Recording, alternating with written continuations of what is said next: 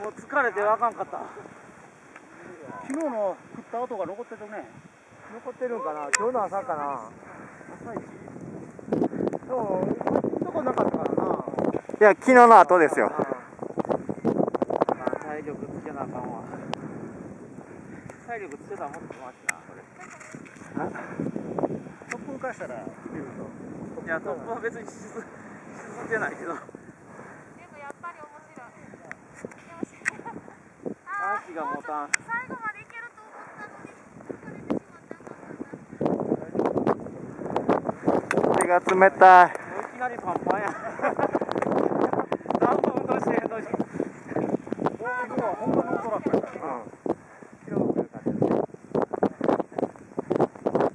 あと一人誰や。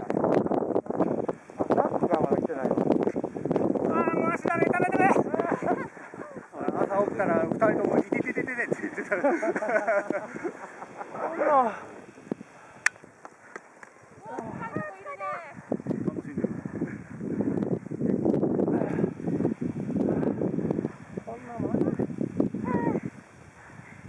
ちゃんでもしんどいですか。俺もと一緒やな。あんた全然疲れてへんな。なんかちょっとバインの調子が